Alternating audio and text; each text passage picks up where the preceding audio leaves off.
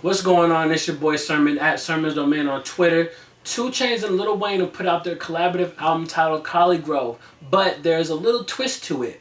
It's only technically counted as a 2 Chainz album because it's not released through Def Jam and Cash Money. It's released through Def Jam on iTunes. It's billed as 2 Chainz, and Lil Wayne is only on 8 of the 13 songs. So instead of being a true collaboration project, 2 Chainz kind of beat the system because I think it'd be very unlikely that Birdman would kind of clear the idea of doing a collaborative project, considering all the issues going on over at Cash Money with Lil Wayne.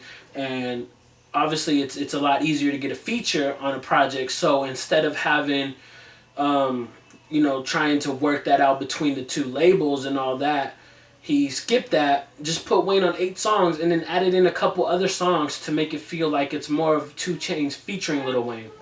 And that's how you should look at the project, because a lot of the production, a lot of the music itself is 2 Chainz music, and it just happens to feature Lil Wayne on it. This is probably the best that I've heard Lil Wayne in a long time.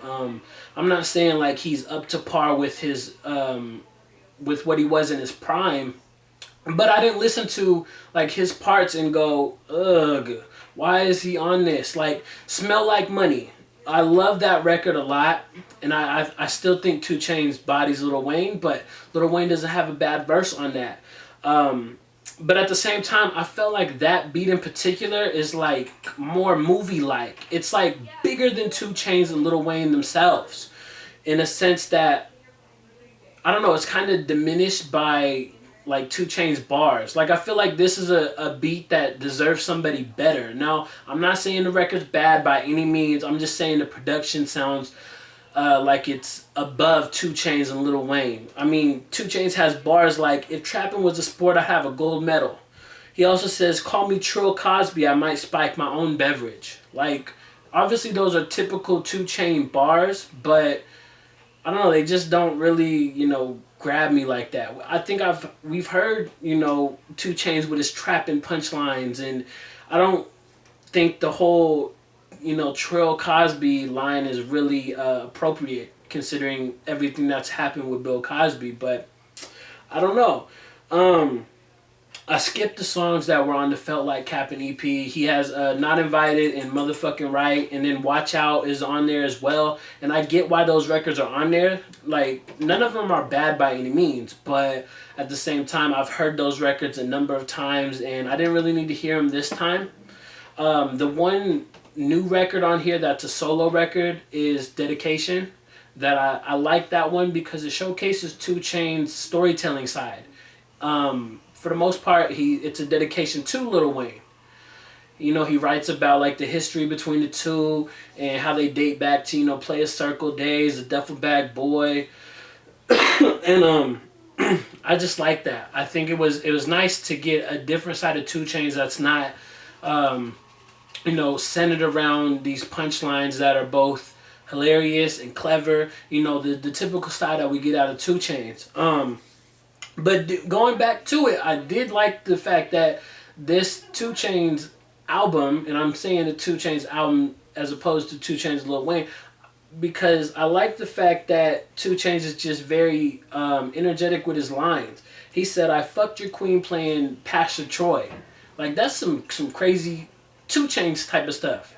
And like, obviously you're not meant to analyze that record a lot, but I got to thinking like, damn, what if I went over to a woman's house and she puts on music and she plays Pastor Troy? What? That would be hella weird. I don't know. I just overthought it. Another line he's had was, my favorite hustler is Stunner, my favorite rapper is me. Again, that, braggadocious, stunt heavy 2 Chainz. He said that on Section. And the previous bar was on Bounce. I think there's one record on there that I didn't really care for was Got a Lotta, which it sucks because it's a Manny Fresh beat. So there's that, but I don't feel like 2 Chainz and Lil Wayne really did anything spectacular with that one. And I feel like I had more fun breaking down 2 Chainz bars than I did with the overall product. Like, most of my notes here, I'm looking at them, they're like different lines from different songs. Like, I see the old me and new cats in the game. He said that on Rolls Royce Weather Every Day. And, you know, it's a very true statement. It's very 2 Chainz-esque to say. And I think that's what I'm taking away from the project, is more 2 Chainz than Lil Wayne. And again, that's not to say that Lil Wayne didn't, you know, sound like he's actually trying this time, because a lot of the stuff that he has done in the past, he just felt like he kind of threw it together. But I think he has a really genuine chemistry with 2 Chainz, and that brought out the best in him. I don't know if it's going to translate to the Carter 5 or whatever's next for Lil Wayne, but I really do think he sounded pretty good on this project. But ultimately, this is 2 Chainz. This is just like What a Time to Be Alive. This is, you know, for the most part, I feel like Future was a lot better than Drake on that project. And this is how, you know, Collegrove is. 2 Chainz showed out. He brought, you know, most of the production himself. It sounds, you know, it sounds just like a 2 Chainz project, like I'm saying. Just happens to feature Lil Wayne. So those are my thoughts on Collegrove. I'm glad that we actually got the project, just because I didn't think it would happen, you know.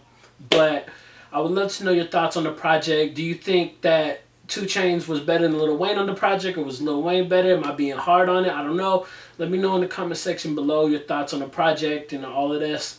And like the video, subscribe to the channel if you're not already. Share the video. Follow me on Twitter at SermonsDomain. And as always, thank you for your time. I appreciate you for watching. And until next time, peace.